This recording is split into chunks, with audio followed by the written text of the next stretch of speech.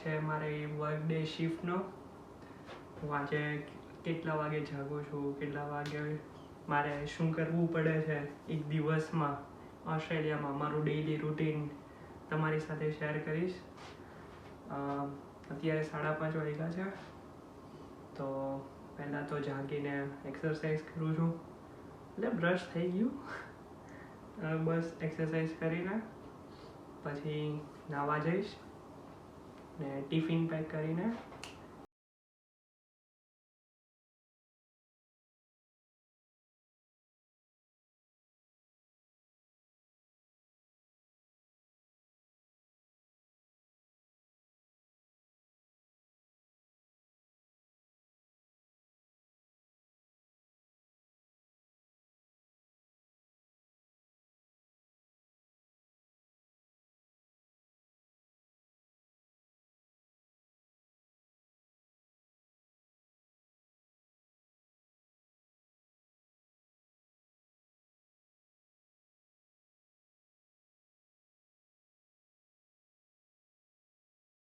Exercise પતી ગઈ.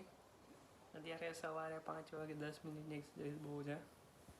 કાલે શિફ્ટ નહોતી એટલે વાંધો નહીં. જ્યારે શિફ્ટ હોય ત્યારે થોડી વધારે એક્સરસાઇઝ કરવી પડે, કારણ કે કમરને એવું બધું દુખી જાય પછી લાંબો સમય સુધી ઊભું રહેવાનું હોય, એટલે તો એક્સરસાઇઝ કરવી જ પડે. ત્યાં ઇન્ડિયા તો નહીં કરે તો ચાલે, અહીંયા તો કરવી પડે. હેલ્થ માટે થોડું કરવું પડે. ભલે 5 વાગ્યા હોય કે 10 વાગ્યા હોય, રોજ સવારે ઉઠીને એક્સરસાઇઝ કરી લઉં. તો આવું કંઈ આઉટફિટ લાગે છે. અસલ જે આપણે બધા કરીએ છીએ જિંદગીમાં. સ્વેટર છે, ઇનર પહેર્યું છે, ઠંડી છે એટલે black cargo, black and black. Tiffin pack કરું છું, ખીચડી સવારની પેક કરીને પછી નાસ્તો કરીને સ્ટેશન જઈશ. ચાલો સ્ટેશન પર જ મળીએ સીધા. સ્ટેશન પર આવી ગયો છું અને ટ્રેનની રાહ જોઉં છું. હમણાં બસ આવી જ ગઈ છે ટ્રેન. તમે ઘરે કહેતા હોય ને કે 5 વાગે જાગવાનું, સવારે એક્સરસાઇઝ કરવાની, ત્યારે તો ઇન્ડિયામાં તો ત્યારે માનતો નહીં, અહીંયા કરવું પડે. અહીંયા ન કરો તો પછી બીજા દિવસે ઉઠાય નહીં, થાકી જઈએ વધારે પડતા. એટલે કરું છું હમણાં તો. એવું નથી 1-2 દિવસથી કરું છું, મહિનો જેવું થઈ ગયું રોજ સવારે ઉઠીને એક્સરસાઇઝ કરવાનું. તો આ કરી લઉં એક્સરસાઇઝ. બસ જો ટ્રેન આવી ગઈ. હવે ડાયરેક્ટ રિચમન્ડ જઈને વિડીયો શૂટ કરીશ. ટ્રેન 1 કલાકનો સફર છે અને 1 કલાકમાંથી 5 મિનિટ હનુમાન ચાલીસા, પછી મેડિટેશન, બસ એવું જ કરીશ અને પછી સૂઈ જઈશ. કંઈ નહીં, ચાલો ટ્રેન જોવી હોય તો. અત્યારે સવારની ટ્રેનમાં બધા જ સૂતા હશે.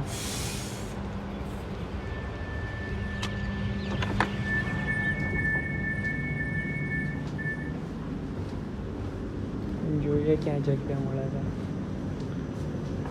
અહીંયાથી જગ્યા છે પણ ત્યાંથી બેસવું. ત્યાં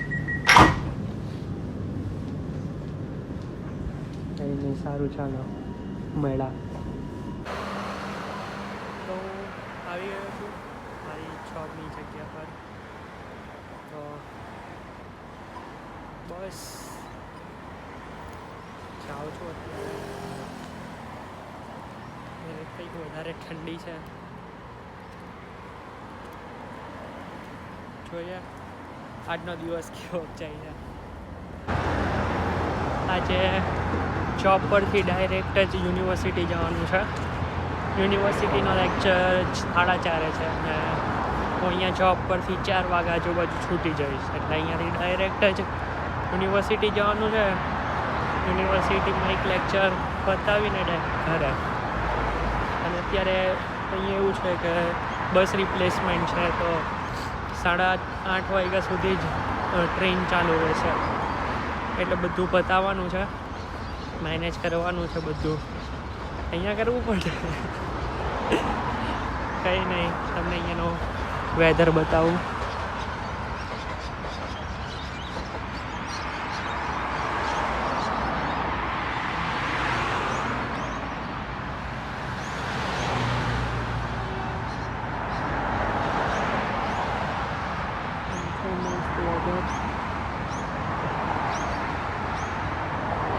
મોર્નિંગમાં 7 વાગે વેધર આવું છે.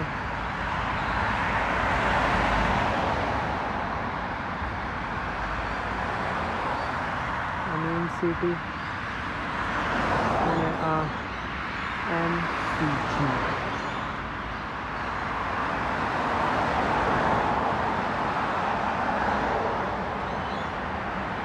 અત્યારે પાનખર ઋતુ છે એટલે બધા ઝાડ બધું સુકાઈ ગયું છે. સારું લાગે છે બધું. રસ્તો કેટલો મસ્ત છે.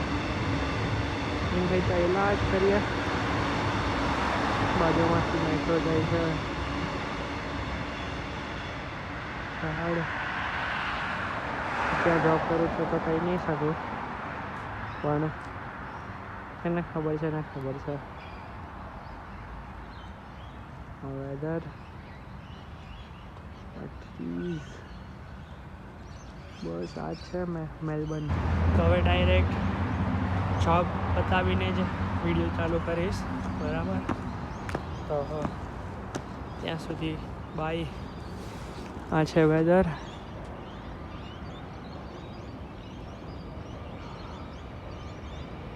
ઠંડી બહુ મસ્ત છે અહીંયા. ઠંડી ગમતી હોય મજા આવી જાય.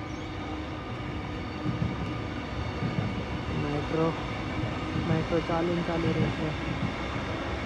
સામે પણ એક સ્ટેડિયમ છે. વાળું પણ એક અલગ સ્ટેડિયમ છે. મેઇન સિટી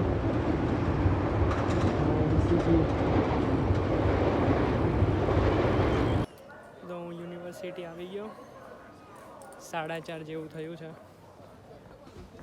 અને સ્ટેશનની એક્ઝેક્ટ બાજુમાં જ છે મારું યુનિવર્સિટી, એટલે કોઈ વાંધો નથી ટ્રાવેલિંગમાં ને એમાં. તમને રસ્તો બતાવું આગળનો. આ છે રસ્તો, આ બાજુમાં સ્ટેશન.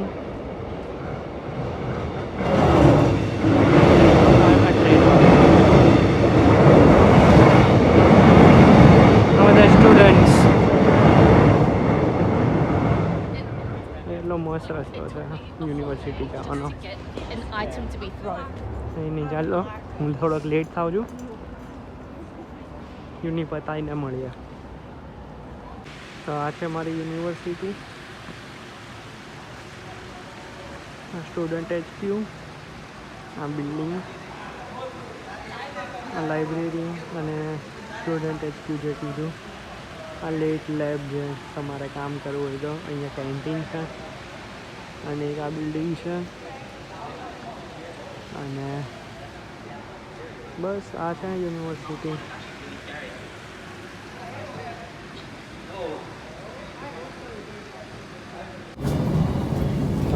રાતના 7 વાગ્યા છે અને અત્યારે હું પહોંચ્યો મારા આંકડામાં, એટલે મારું સ્ટેશન આવી ગયું છે. બસ હવે ઘરે જઈને જમીને સીધું સૂઈ જવાનું જ મન થાય છે. થાકી જઈએ આખો દિવસ. તો આ તો મારું ડેઈલી રૂટીન,